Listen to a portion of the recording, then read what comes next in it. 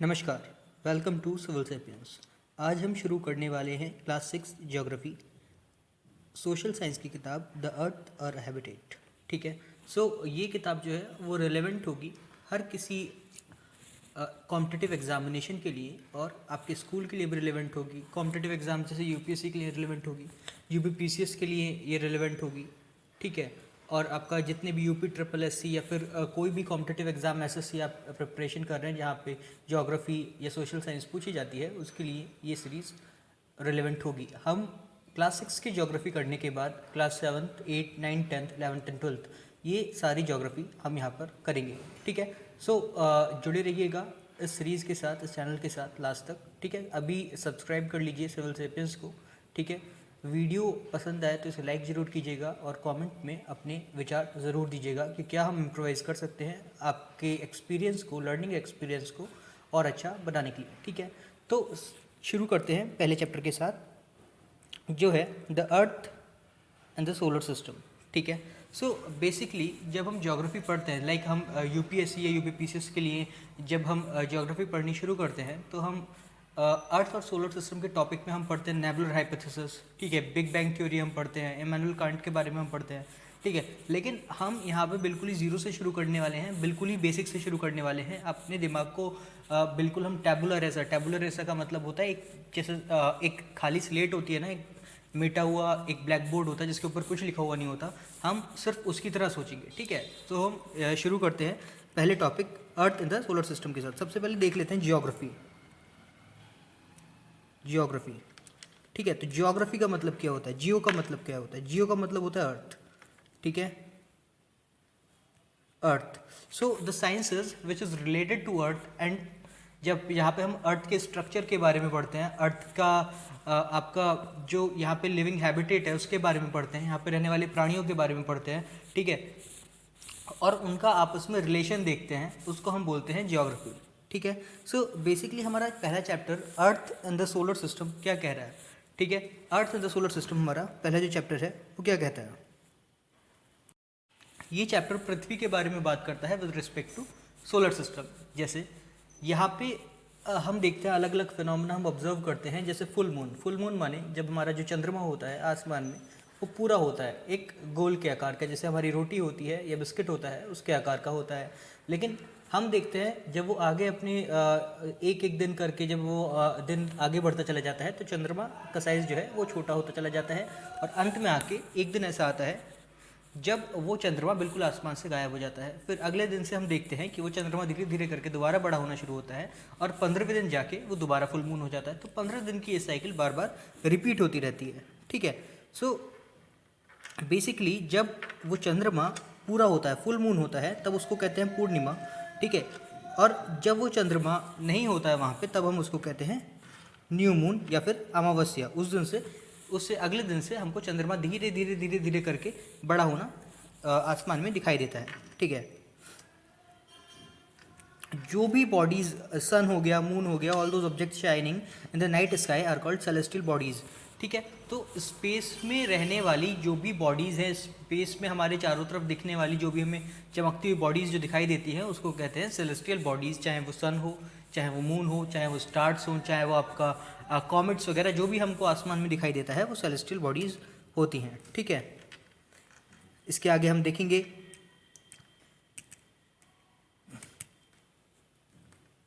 देखते हैं कॉन्स्टलेशन। ये बेसिकली बेसिक्स है। ठीक है। जहाँ पे हम स्पेस में और अर्थ में जो भी हमें अर्थ से लेके स्पेस में जो दिखाई देता है उसके बारे में हम देख रहे हैं। ठीक है। जो जो ऑब्जेक्ट्स हमें दिखाई देते हैं, जो हमें फॉर्मेशंस दिखाई देते हैं, बेसिकली यही है। ठीक है।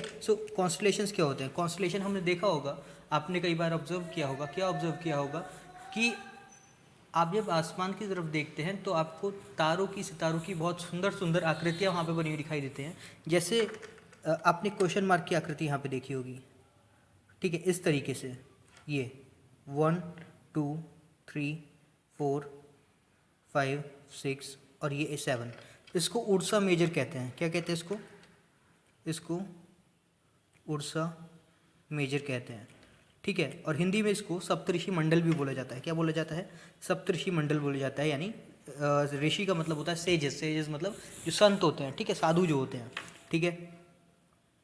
So it is a group of 7 stars, 7 ये सितारों का समूह होता है, that forms a part of what's a major constellation ask someone elder. तो बेसिकली क्या है ना, यहाँ पे अगर आप किसी कॉम्पिटिटिव एग्जाम की प्रिपरेशन कर रहे हैं तो यहाँ पे बस मेजर चीज़ें आपको पढ़ने की ज़रूरत रहती हैं किसी भी एनसीईआरटी बुक में।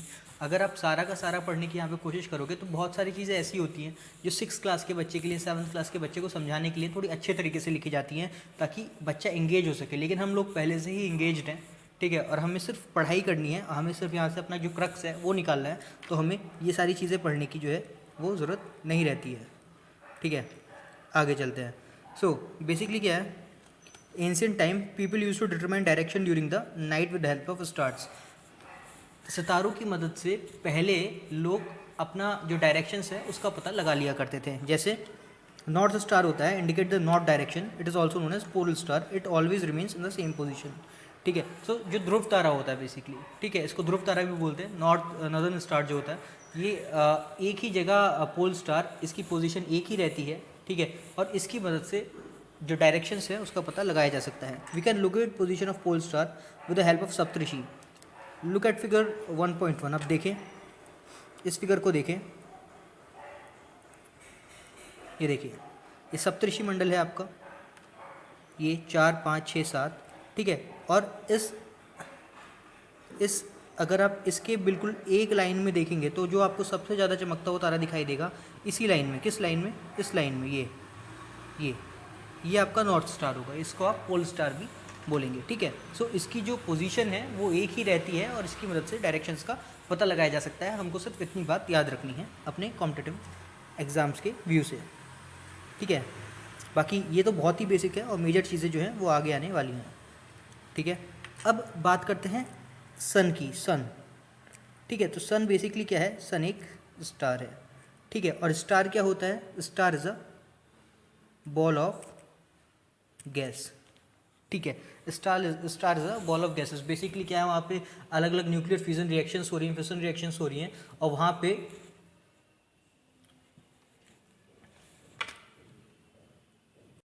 उससे हमको एनर्जी जो है वो मिल रही है, ठीक है। तो अलग अलग रिएक्शंस की वजह से, न्यूक्लियर फ्यूजन रिएक्शन की वजह से, न्यूक्लियर फिशन रिएक्शन की वजह से वहाँ पे हमको एनर्जी जो है वो मिल पा रही है, ठीक है। लेकिन अगर हम वहीं बात करें मून की या फिर किसी और प्लैनेट की, तो जब हम देखते हैं आसमान में हमको दिखाई देता है, मून दिखाई देता है, तो वो हमको चमकता हुआ क्यों दिखाई देता है?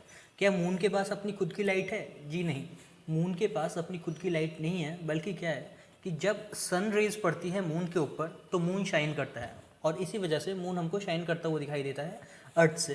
तो मून के पास अपनी खुद की कोई लाइट नहीं है, लेकिन स्टार्स के पास अपनी खुद की लाइट होती है, मून के पास अपनी खुद की लाइट नहीं होती है। सन जो है वो एक स्टार है, ठीक है, इस बात को हम याद रखेंगे। Moon that we see in the sky is satellite. Moon एक सैटेलाइट होता है। तो बेसिकली सैटेलाइट का मतलब क्या होता है? सैटेलाइट का मतलब ये होता है जो हमारी हेल्प करता है, जो मतलब कोई भी फ्लाइंग ऑब्जेक्ट जो हमारी अर्थ के चक्कर काट रहा है, ठीक है, और हमें बेसिकली मौसम बताने के लिए या अलग अलग चीज़ों के लिए हमें असिस्ट करता है किसी भी तरह की समस्या के लिए। क्योंकि देखो, अगर आप ज़मीन के ऊपर हो तो ज़मीन के ऊपर रहते हुए, सरफेस पे रहते हुए आप सब कुछ नहीं देख सकते, लेकिन जब आप एक डिस्टेंस पे चले जाओगे, ऊंचाई पे चले जाओगे, वहाँ से आप ज़्यादा देख सकते हो, ठीक है। तो जब आप एक सैटेलाइट की तरह से अगर सोचो, अगर सैटेलाइट की जगह खुद को रखो, तो आप पूरे प्लैनेट को एज अ होल देख सकते हो या फिर एक बहुत बड़े एरिया को देख सकते हो, डिपेंडिंग अपॉन आपकी लोकेशन क्या है, कौन से ऑर्बिटल में आप रिवॉल्व कर रहे हो, ठीक है। तो जैसे ये अर्थ का सरफेस है, ये एक सैटेलाइट है, ये एक सैटेलाइट है, ठीक है। तो इसका जो एरिया है जहाँ पे ये फोकस कर सकता है वो इतना एरिया होगा, ठीक है। और ऊंचा सैटेलाइट होगा तो उसका एरिया इतना होगा, ठीक है। तो जो सैटेलाइट होता है बेसिकली उसका काम क्या होता है? उसका काम यही होता है कि वो हमको इन्फॉर्मेशन प्रोवाइड कर सकता है इस पर्टिकुलर एरिया के बारे में, जितने एरिया को वो कवर कर रहा है, ठीक है। तो एक सैटेलाइट तो वो हो गया जो कि एक मैन मेड सैटेलाइट है जिसको हमने भेजा है, ठीक है, और एक सैटेलाइट वो हो गया जो नेचुरल सैटेलाइट है, ठीक है। तो मून हमारा एक नेचुरल सैटेलाइट है, ठीक है, इस बात को हमें याद रखना है। It is a companion of Earth and moves around it. Like our Earth, there are 8 other planets that get heat and light from the sun. Some of them have their moon too. ठीक है, solar system के बारे में पढ़ते हैं। सन, 8 planets, satellite and some other celestial bodies are known as asteroids and meteoroids.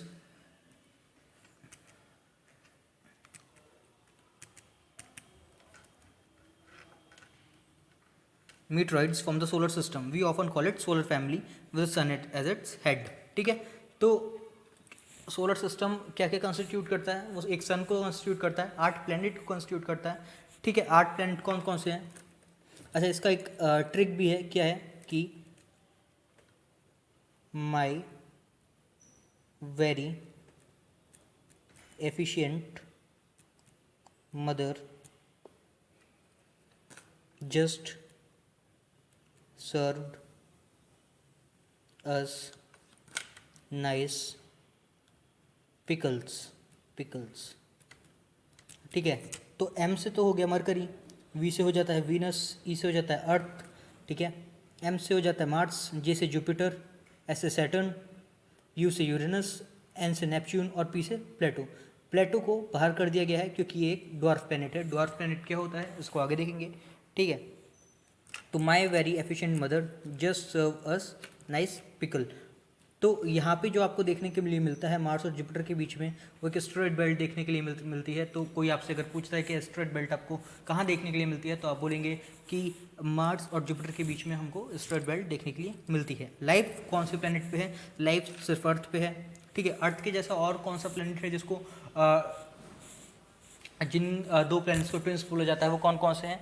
वो है Venus और अर्थ. ठीक है, वीनस जो है वो बिल्कुल अर्थ के जैसा है देखने में क्योंकि वो ब्लू प्लैनेट है. ठीक है, तो इस बात को याद रखेंगे. सन की बात करते हैं तो sun is in the centre of solar system.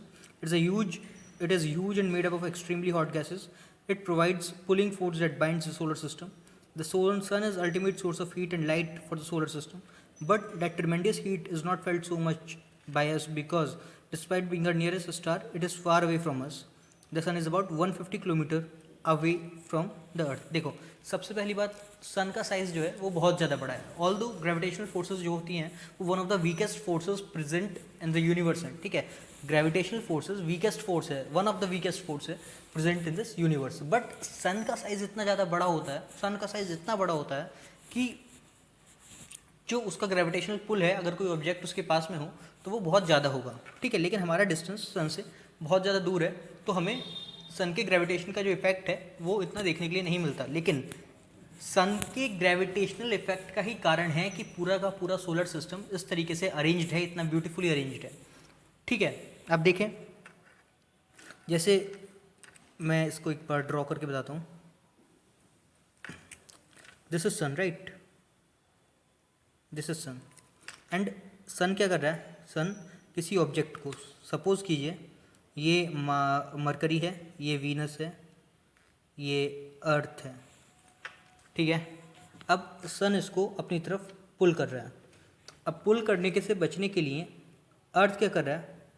अर्थ इधर की तरफ रोटेट कर रहा है, मतलब वेस्ट टू ईस्ट जो है वो रोटेशन कर रहा है, उसके साथ साथ रिवॉल्यूशन कर रहा है. तो एक जो आपका सेंट्रीपिटल फोर्स है, सेंट्रीपिटल फोर्स आपको यहाँ पे देखने के लिए मिल रहा है, जो इसको इस सर्कल से, इस इलेप्टिकल सर्कल से बाहर की तरफ ले जा रहा है. ठीक है, वरना अगर मान लीजिए जो आपका अर्थ है वो रोटेट नहीं कर रहा है, ठीक है, रोटेट नहीं करेगा तो अल्टीमेटली क्या होगा? वो इस तरीके से घूमेगा, इस तरीके से घूमेगा, इस तरीके से घूमेगा और अंदर चला जाएगा. लेकिन अभी क्या है, अभी वो रोटेट कर रहा है, तो जितना फोर्स अंदर की तरफ सन ग्रेविटी के रूप में लगा रहा है, अपने पास उसे खींच रहा है, उतना ही फोर्स जो अर्थ है वो बाहर की तरफ लगा दे रहा है. और उसको, जैसे मान लीजिए ये आपका अर्थ था ना, तो सन इसको एफ फोर्स से अपने पास खींच रहा था. ठीक है, और उतना ही एफ फोर्स ये बाहर की तरफ लगा दे रही थी अर्थ. ठीक है, और नेट फोर्स कितना जा रहा था? 0. जब नेट फोर्स 0 आ जा रहा है तो सन जो अर्थ है वो अपना ऑर्बिटल चेंज नहीं करेगा, वो अंदर की तरफ नहीं जाएगा और सन के अंदर वो जाके डूब नहीं जाएगा, एक तरीके से सन के अंदर सबमर्ज नहीं हो जाएगी. ठीक है, तो इस बात को याद रखेंगे.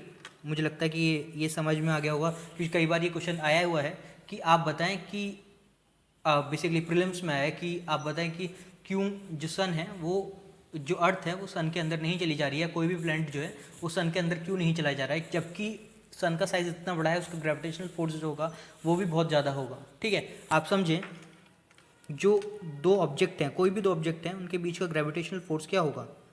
उनके बीच का ग्रेविटेशनल पुल होगा G into m1 m2 upon r square. ठीक है, G क्या होता है? G ग्रेविटेशनल कांस्टेंट होता है. m1 क्या है? m1 आप मान सकते हैं मास ऑफ सन, और m2 क्या है, ये मास ऑफ उस ऑब्जेक्ट का है जिसके साथ हमें सन का ग्रेविटेशनल पुल निकालना है कि कितनी ग्रेविटेशनल फोर्स इन दोनों के बीच में एक्सर्ट कर रहा है, सन कितनी ग्रेविटेशनल फोर्स एक्सर्ट कर रहा है मान लीजिए अर्थ पे, ठीक है। तो m2 क्या है, अर्थ का मास होगा, m1 क्या है, सन का मास होगा, और r क्या है, दोनों के बीच का डिस्टेंस होगा। अब क्योंकि m1 बहुत ज़्यादा है एज़ कम्पेयर टू m2, मतलब बहुत ही ज़्यादा है, ठीक है। m2 जो मतलब एक तरीके से नेग्लिजिबल ही हो जाएगा उसके आगे, ठीक है। बात करें g की तो g कांस्टेंट रहेगा, तो ये जो ओवरऑल वैल्यू आएगी ये बहुत ज़्यादा बड़ी आएगी, ठीक है। सो उसी के हिसाब से उतना ही जो लगभग जितनी ये वैल्यू आएगी, मान लीजिए वैल्यू f आ रही है, तो उतना ही सेंट्रीपिटल फोर्स लगाना पड़ेगा अर्थ को, ताकि इस इफेक्ट को, इस फोर्स को जो है वो न्यूट्रलाइज किया जा सके, इस फोर्स को ज़ीरो किया जा सके, ठीक है। तो ये बात आपको समझ में आ गई होगी, ऐसी मैं उम्मीद कर रहा हूँ। प्लैनेट की बात करें तो प्लैनेट हम देख चुके हैं कौन कौन से हैं। माई वेरी, इसने अलग तरीके से बोला हुआ है, माई very efficient method just serves nuts, तो आप कोई सा भी याद कर सकते हैं, वैसे उम्मीद करता हूँ आपको पहले से याद होंगे, ठीक है। All the 8 planets of solar system move around the sun in fixed path. These paths are elongated. They are called orbits. ठीक है, तो कुछ फिक्स पाथ में जो हमारे प्लैनेट्स हैं वो सन के चारों ओर रिवॉल्व करते हैं, सन के चारों ओर रिवॉल्व करते हैं एक फिक्स पाथ में, ठीक है। उसको बोलते हैं ऑर्बिट, ठीक है। Mercury is the nearest planet, it takes about 88 days. इसको याद रखेंगे कि मरकरी एक नियरेस्ट प्लैनेट है, ये आप जानते हैं, लेकिन ये इन्फॉर्मेशन आपको पता नहीं होगी कि 88 डेज उसको लगते हैं पूरा का पूरा एक रिवॉल्यूशन करने में, किसका, सन का। To complete one round along its orbit, Venus is considered as Earth's twin because its size and shape are very much similar to that of Earth. ठीक है, रिसेंटली 2006 तक, अगस्त 2006 तक जो प्लूटो था उसको एक प्लेनेट कंसिडर किया जाता था, लेकिन एक मीटिंग में जो हुई इंटरनेशनल एस्ट्रोनॉमिकल यूनियन की, एक डिसीजन लिया गया कि प्लेटो like other celestial object discovered in recent past may be called a dwarf planet। इसको एक dwarf planet कहा जा सकता है क्योंकि कुछ कंडीशंस हैं जो पूरी नहीं करता एक प्लैनेट बनने के लिए, ठीक है। तो इस चीज़ को देखेंगे कि प्लेटो बाहर निकल गया है और 2006 में निकला है। अर्थ की शेप क्या है, अर्थ की शेप है जियोइड। जियोइड शेप कैसी होती है, देखिए, earth is third nearest planet to the sun, ये हम जानते हैं। फिफ्थ लार्जेस्ट प्लैनेट है। It is slightly flattened at the poles. देखिए, हम नॉर्मली अर्थ की जो शेप देखते हैं, जो ग्लोब्स वगैरह जो हमको मार्केट में मिलते हैं, उसमें अर्थ की शेप ये देखने के लिए मिलती है, एग्जैक्टली स्फीयर, ठीक है। But earth is not like this, earth is basically like this, ये राइट, ये। So it is flattened on the top and circular और spherical in the sides, right. So इस शेप को क्या बोलते हैं, जियोइड बोलते हैं, GEOID, इस शेप को जियोइड बोलते हैं। जियोइड का मतलब होता है अर्थ लाइक शेप्ड। थोड़ी सी ये इन्फॉर्मेशन पढ़ लेते हैं, क्या लिखी है साइड में। Human have always been fascinated gazing at night sky. Those who study the celestial bodies and the movement are called astronomers, ठीक है। Aryabhatta was a famous astronomer of ancient India. He said that the moon and the planets shine due to reflected sunlight. Today, astronomers all over the world are busy in exploring the universe. तो astronomy के बारे में थोड़ा सा बताया है, बहुत ज़्यादा कुछ है नहीं। Conditions favorable to support life are probably found on Earth. ये तो हम जानते ही हैं, अभी तक ऐसा कोई प्लेनेट पूरी तरीके से मिला नहीं है जहाँ पे फेवरेबल कंडीशंस हों, किस चीज़ के लिए, लाइफ को सस्टेन करने के लिए, जीवन को चला पाने के लिए पर्याप्त साधन कहीं पर नहीं मिले हैं, ठीक है। Earth is neither too hot not too cold, बहुत ज़्यादा गर्मी नहीं है, बहुत ज़्यादा ठंड नहीं है, ठीक है। It has water and air, पानी है, हवा है, which is very essential for earth survival. Earth is life supporting gases like oxygen. Both of the reasons earth is a unique planet in the solar system, ठीक है। तो यहाँ पे oxygen है, हवा है, पानी है, सब कुछ है। सो इसकी वजह से यहाँ पे लाइफ को सस्टेन किया जा सकता है। यहाँ पे सीजन्स चेंज होते हैं, यहाँ पे इतनी ज़्यादा गर्मी नहीं पड़ती, इतनी ज़्यादा ठंड नहीं पड़ती है, ठीक है, पोल्स को छोड़ के, ठीक है। कुछ रीजन्स तो ऐसे होते ही हैं जहाँ पे एक्सट्रीम वेदर कंडीशन है, बट मैक्सिमम पोर्शन अर्थ का ऐसा है जहाँ पे लाइफ को सस्टेन किया जा सकता है। वहाँ पे वेजिटेशन है लोगों के खाने के लिए, ठीक है, वहाँ का क्लाइमेट अच्छा है, तो कई सारी चीज़ें हैं। Earth appears blue because 2/3 surface is covered by water, right. So 2/3 जो सरफेस है अर्थ का वो पानी से कवर्ड है, सो इसीलिए हमको ये अपीयर होता है ब्लू और कहा जाता है ब्लू प्लैनेट, बात करते हैं मून की, so it has only one satellite, earth has only one satellite, that is moon. अच्छा, जब यहाँ पे सैटेलाइट की बात होगी तब यहाँ पे नेचुरल सैटेलाइट की बात होगी, इस बात को जरा एक बार देखेंगे। That is moon, its diameter is 1/4, मतलब 1/4 ऑफ अर्थ, ठीक है। जिसका डायमीटर है, लाइक अर्थ का जो डायमीटर है उससे 1/4 डायमीटर मून का है। It appear so big because it is nearer to our planet than other solar celestial bodies. ये अच्छा, आप देखेंगे सन के कंपेयर में, अगर आप देखें या फिर अगर आप देखें किसी और सेलेस्टियल बॉडी के कंपेयर में जो कि प्रोबेबली मून से बड़ी होगी, लाइक वीनस, लाइक मर्क्यूरी, वो अर्थ से आप उनको देख सकते हैं, मतलब नेकेड आई से देख सकते हैं, वो एक स्टार्स की फॉर्मेट में आपको चमकेगा, लेकिन वो आपको इतना छोटा दिखता है कि वो आपको लगता है कि वो स्टार है, आप डिफ्रेंशिएट नहीं कर पाते कि स्टार है या कोई प्लैनेट है। But moon despite being smaller than mercury and Venus, फिर भी वो आपको दिखाई देता है, फिर भी वो आपको बड़ा दिखाई देता है। कारण क्या है कि मून जो है वो पास में है, और कोई अगर प्लेनेट जो आपको नेकेड आई से दिखाई दे रहा है वो आपसे बहुत ज़्यादा दूर है, तो इसलिए वो मून आपको बड़ा दिखाई देता है और कोई और प्लेनेट या सेलेस्टियल ऑब्जेक्ट आपको छोटा दिखाई देता है। It is about 3,84,400 kilometres away from us. Now you can compare the distance of the earth from the moon and that from the moon. The moon moves around earth in about 27 days, 27 दिन लगते हैं moon को पृथ्वी की एक परिक्रमा करने के लिए। It takes exactly the same time to complete one spin. As a result only one side of moon is visible to us on the earth. The moon does not have conditions favourable for life. It is neither water, ना पानी है ना हवा है, ठीक है, mountains हैं यहाँ पे, लेकिन it has mountains, plains and depressions on its surface. Mountains, plains and depressions on its surface. They cast shadows on moon surface. Look at the full moon, observe these shadows. तो ये तो बच्चों के लिए हैं, इसको छोड़ना पड़ेगा। Asteroids. Asteroid क्या होते हैं? Apart from stars, planets and satellites, there are numerous tiny bodies which move around the sun. These bodies are called asteroids. ठीक है, तो छोटी छोटी बॉडीज़ होती हैं जो सन के चारों ओर घूमती हैं, सन के चक्कर लगाती हैं, इनको कहते हैं एस्ट्रॉइड्स, ठीक है, ठीक है। They are found between orbits of Mars and Jupiter. ये बात मैंने अभी आपको बता दी है कि मार्स और जुपिटर के बीच में ये आपको एस्ट्रॉइड जो है देखने के लिए मिलते हैं। Scientist are of the view that asteroid are a part of planet which exploded many years back. अच्छा, जो प्लैनेट्स थे जो बहुत पहले एक्सप्लोड हो गए थे, ठीक है, या फिर जो आप देखेंगे कि हमारा जो सोलर सिस्टम का फॉर्मेशन है या फिर यूनिवर्स का फॉर्मेशन हम कह सकते हैं, वो कहाँ से शुरू होता है? वो बिग बैंग से शुरू होता है। तो कई सारे सेलेस्टियल ऑब्जेक्ट्स उस समय बने थे, तो कुछ सेलेस्टियल ऑब्जेक्ट्स हमें उस तरीके के, कुछ एस्ट्रॉइड्स हमें उस टाइम के भी देखने के लिए मिलते हैं। कई बार हम उनको जो पृथ्वी पे जो आके एस्ट्रॉइड्स हमारे गिरते हैं तो हम उनको रिसर्च में लेते हैं और हम पाते हैं कि उनका जो मटेरियल है वो उसी समय का निकल के आता है जब हमारा यहाँ पे पृथ्वी के ऊपर वॉल्केनिज्म हो रहा था। खैर वो आगे की बात है, उसको आगे एक्सप्लेन करेंगे, उसको आगे चल के पढ़ेंगे। सो बेसिकली अभी आप इतना समझिए कि एस्ट्रॉइड्स क्या होते हैं। एस्ट्रॉइड्स उन प्लैनेट्स का पार्ट है जो बहुत पहले किसी वजह से एक्सप्लोड हो गए होंगे, ठीक है, ओके। आगे चलते हैं। मीटरॉइड्स। मीटरॉइड्स क्या हैं? Meteoroids small piece of rocks which move around the sun are called meteoroids. Some of the meteoroids come near the earth tend to drop upon it. During this process, due to friction with air, they get heated up and burned.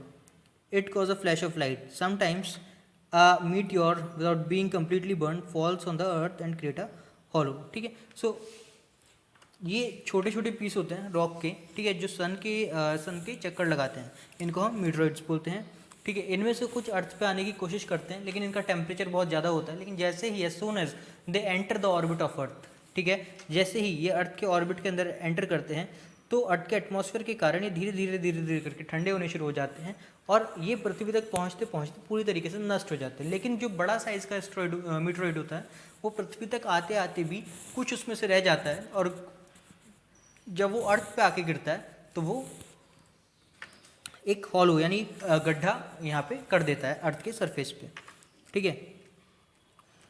तो Galaxy की बात करेंगे तो Galaxy क्या होता है? Huge system of billions of stars, ठीक है, कई सारे स्टार्स का एक सिस्टम होता है, ठीक है, and cloud of dust and gases.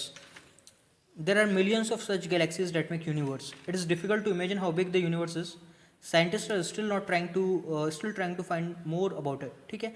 तो अभी तक इसके बारे में रिसर्चेज जो हैं वो जारी हैं। तो ये आप देख सकते हैं, ये गैलेक्सी का फोटो है। अगर आप शहर में रहते हैं तो आपको शायद गैलेक्सी तो क्या तारे बिना दिखाई दे पाएँ, लेकिन अगर आप गाँव में जा रहे हैं, कंट्री साइड कहीं पे जा रहे हैं, ठीक है, कहीं आप पहाड़ों पे घूमने के लिए जा रहे हैं, तो आप वहाँ पे देख सकते हैं, वहाँ पे आपको बहुत अच्छे से इसके नज़ारे देखने के लिए मिलेंगे, like in Rishikesh and all, ठीक है। तो इसके साथ हमारा पहला चैप्टर खत्म होता है। इसके एक बार एमसीक्यूज देख लेते हैं। So planet known as earth twin, earth का ट्विन किसको कहते हैं? वीनस को कहते हैं, ठीक है। हमने ये पढ़ा हुआ है। कारण क्या है?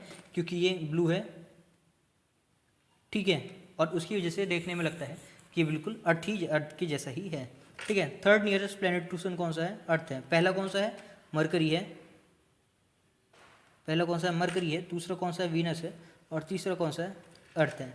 All planets move around the sun in a circular path, rectangular path या फिर elongated path. So basically elongated path में ये रहते हैं। किस तरीके का पाथ होता है? इस तरीके का पाथ होता है, ठीक है। वो completely it's not circular but it's elongated path, ठीक है। So this is the correct answer. The pole star indicates the direction to the pole star. किस तरफ की डायरेक्शन दिखाता है आपको? क्या दिखाता है? कौन कहाँ लोकेटेड होता है? इसको नॉर्थ स्टार भी कहते हैं। सो इसका आंसर होगा नॉर्थ बी, ठीक है। इसके एक बार एक्सरसाइज के क्वेश्चन भी देखते हैं। How does a planet different from star? तो ये हम लिख देंगे कि प्लैनेट का जो लाइट होती है, प्लैनेट के पास अपनी खुद की लाइट नहीं होती है, बल्कि स्टार के पास अपनी खुद की लाइट होती है, ठीक है। प्लैनेट जो है वो सॉलिड या फिर गैशियस, दोनों में से कोई भी हो सकता है, लेकिन स्टार जो होगा वो पर्टिकुलरली गैशियस ही होगा, ठीक है। What is mean by solar system? तो सोलर सिस्टम के बारे में हम लिख देंगे कि यहाँ पे एक अरेंजमेंट है किसका? प्लैनेट्स का, सन का और प्लैनेट्स की सैटेलाइट्स का, एस्ट्रॉइड्स का और मीटरॉइड्स का, ठीक है। Name all the planets according to their distance from sun, तो इसको आप कर देंगे। Why is earth called a unique planet? क्योंकि यहाँ पे लाइफ है, यहाँ पे पानी है, यहाँ पे हवा है, यहाँ पे पहाड़ है, मतलब यहाँ पे लाइफ सस्टेन कर सकती है, इसलिए अर्थ जो है वो यूनिक प्लैनेट है।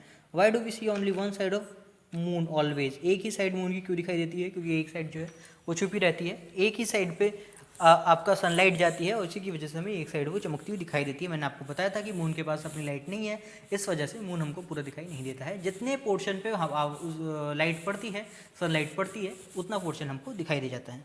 So what is a universe? Universe के बारे में आप बता देंगे कि यूनिवर्स में क्या क्या है, किस तरीके से यूनिवर्स एक्सपेंड हो रहा है, उसके बारे में हम आगे बात करेंगे, ठीक है। सो यहाँ पे मिलियंस ऑफ स्टार्स हैं, millions and billions of stars हैं, यहाँ पे प्लैनेट्स हैं, वही चीज़ें, ठीक है, आप यहाँ पे लिख देंगे, ठीक है। तो मिलते हैं अगले वीडियो में। ये आपका पहला संस्करण इस चैप्टर का खत्म होता है। धन्यवाद।